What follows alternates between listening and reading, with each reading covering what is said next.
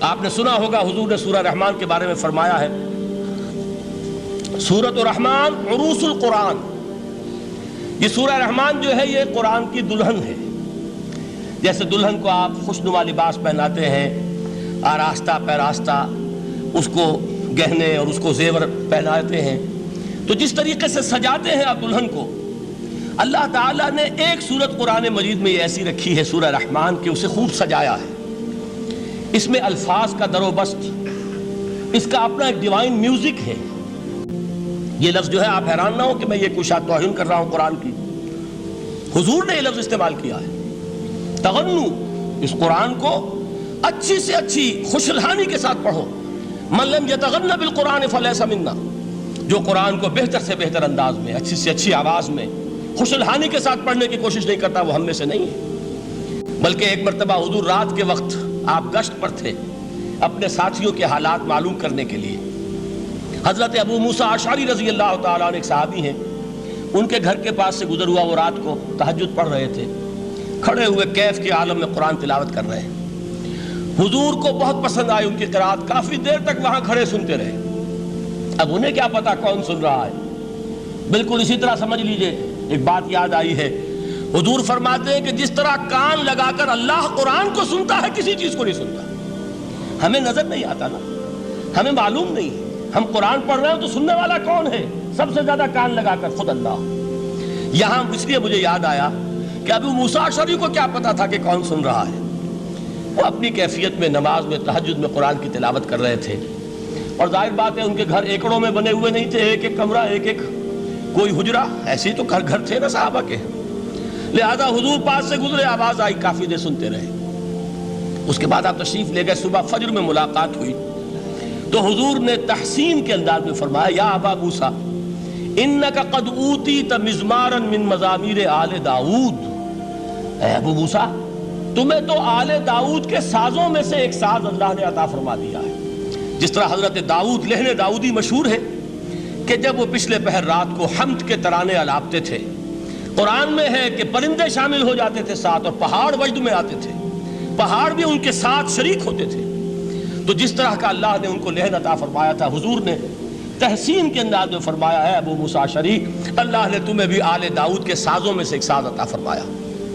بہرحال قرآن مجید کا جو یہ میوزک ہے، قرآن کے الفاظ کا جو حسن ہے، جہاں تک حسن معنوی ہے وہ تو ہر لفظ میں ہے، لیکن یہ حسن ظاہری، حسن صوتی، حسن لفظی، یہ اپنے کلائمیکس پر آپ کو نظر آئے گا سورہ رحمان میں۔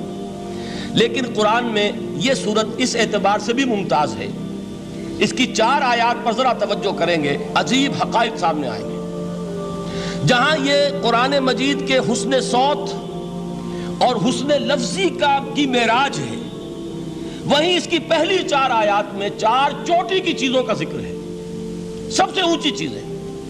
پہلی آیت کیا ہے؟ الرحمن، ایک آیت ہو گئی۔ رحمان کیا ہے؟ اللہ کا نام ہے۔ کبھی آپ نے غور کیا اللہ کے ناموں میں سب سے پیارا نام کون سا ہوگا؟ رحمان۔ کیوں؟ اس کا مادہ کیا ہے؟ رحمت۔ ہمیں سب سے بڑھ کر جس چیز کی ضرورت ہے وہ کیا ہے؟ رحمت خداوندی۔ نام اچھی طرح سن لیجئے اس حضور کے قول کو۔ حضور فرماتے ہیں کوئی شخص جنت میں مجرد اپنے عمل کی بنیاد پر داخل نہیں ہو سکے گا جب تک کہ رحمت خداوندی دستگیری نہ کرے۔ کسی صحابی نے بڑی ہمت اور جرأت کا ثبوت دیا کہ پوچھ لیا، کیا حضور آپ بھی؟ جب آپ نے فرمایا کوئی شخص داخل نہیں ہو سکتا جنت میں محض اپنے عمل کی بنیاد پر جب تک کہ رحمت خداوندی جو ہے وہ دستگیری نہ فرمائے۔ پوچھا گیا کیا آپ بھی؟ آپ نے فرمایا ہاں میں بھی۔ آپ انداز کیجئے کہ اگر محمد الرسول اللہ بھی رحمت خداوندی کے ضرورت مند ہوں تو تاب دیگراں چے رسد، ہماری تو سب سے بڑی ضرورت رحمت خداوندی ہے۔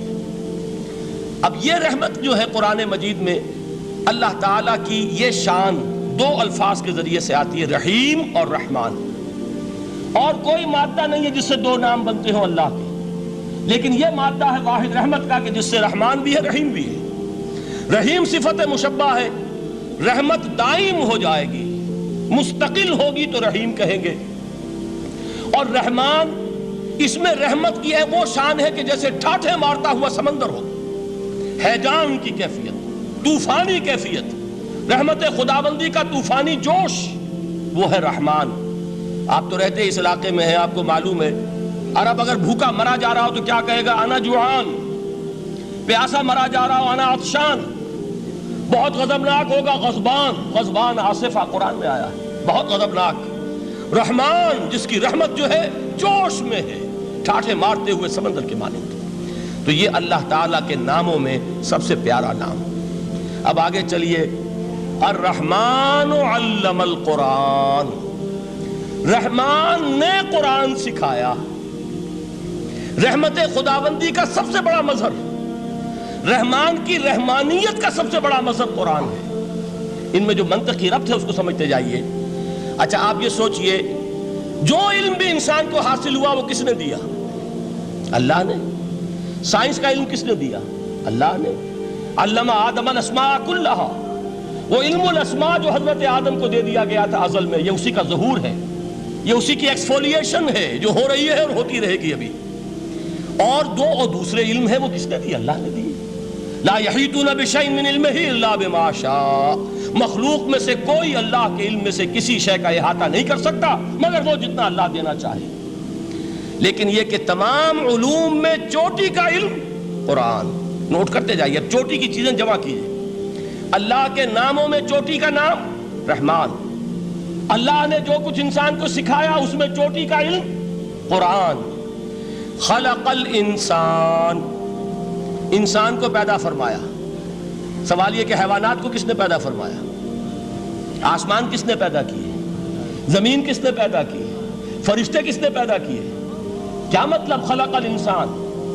اس کی تمام مخلوقات میں اس کا کلائمیکس، اس کی تخلیق کی معراج، اس کے تخلیق کا نقطہ عروج انسان ہے۔ یہ ہے کہ جو مسجود ملائک بنا ہے۔ وَلَقَدْ كَرَّمْنَا بَنِي آدَمَ وَحَمَلْنَاهُمْ فِي الْبَرِّ وَالْبَحْرِ وَرَزَقْنَاهُمْ مِنَ الطَّيِّبَاتِ وَفَضَّلْنَاهُمْ عَلَى كَثِيرٍ مِّمَّنْ خَلَقْنَا تَفْضِيلًا۔ تو تخلیق میں سب سے اونچی تخلیق انسان کی، علموں میں سب سے اونچا علم قرآن کا، اللہ کے ناموں میں سب سے اونچا نام رحمان۔